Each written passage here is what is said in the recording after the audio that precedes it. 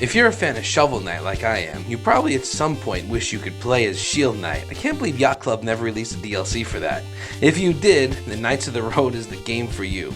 You play as a rogue whose primary weapon is a shield. You could throw it just like Captain America and use it to block, obviously, but the game also has a bunch of other creative ways to use it. Like you could use it as a raft to float on water or as a sled to slide down hills for a bigger jump. It's a really fun mechanic, and in addition to that, you unlock a bunch of different items and abilities that help you in combat as well as traversal. The levels in this game are large, with lots to explore and a bunch of hidden secrets packed in each one. And it's just the right amount of challenge here. For the low price of $5, you really can't go wrong here.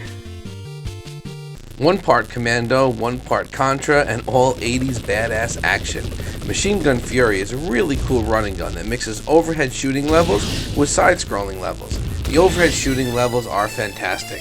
There are enemies everywhere, tons of stuff to shoot, and explosions at every turn. The action is fast, furious, and challenging. The side-scrolling levels are kind of weak in comparison. They're alright, but not as much fun as I wanted them to be, especially given how much I love classic Contra. There aren't too many of them though, and the focus is on the top-down sections. And these levels have everything from Akari Warriors like running levels to Jackal levels where you're riding in a little jeep, and even a boat section to keep things fresh. Machine Gun Fury is a fantastic, high-octane action game that fans of stuff like Commando and Akari Warriors definitely should check out.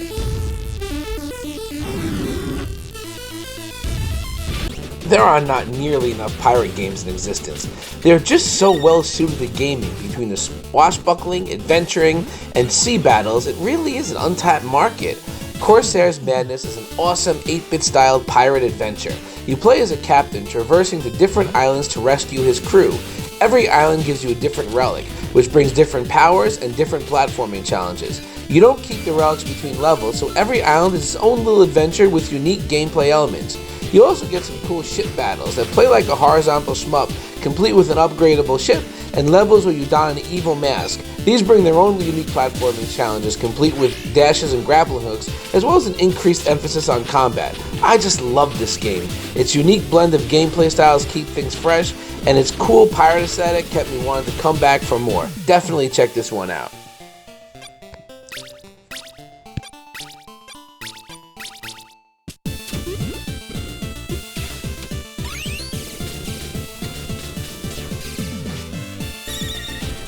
Dragon of Saiyu is a 2D platformer that is half Mega Man and half bullet hell shmup. It takes inspiration from The Legend of the Monkey King. There's not really much story to speak of here, but the gameplay is really solid. It starts off as a very basic Mega Man clone, but as you go through levels you unlock dashes, double jumps, and extra weapons. The weapons are probably the most disappointing part, as they are all relatively useless. I never found myself needing to use them. You also get some really difficult bullet hell levels. They are tough. You can just slow down time and focus on just your hitbox, represented by a little dot to make them more manageable. I struggled here, but eventually I did manage to come out on top. They were a fun and good diversion from the platforming.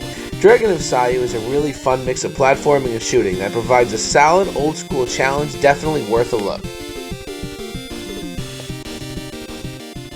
I love a good grappling hook, and Froggo Swing and Grapple has one of the best I've ever seen. You play as an adorable little frog with a tongue that would make Bionic Commando jealous. This thing is awesome.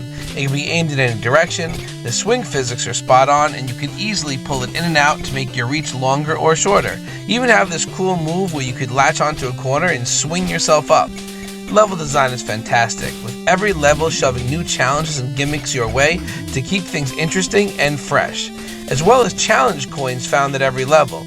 This game gets really tough, but it is a ton of fun and one of the best grappling hooks I've seen in gaming. It sells for $5. The adventure is not too long, but what's here is fantastic. Loaded with tricky platforming and cool grappling challenges. You definitely should check this out. If you made it this far, thanks for watching. There are so many amazing games out there that fly under the radar. I release a video every 2 weeks trying to highlight some of these games. If there's a genre of game you want me to cover, leave a comment down below. And be sure to hit that subscribe button so you don't miss any future videos and any more hidden gems.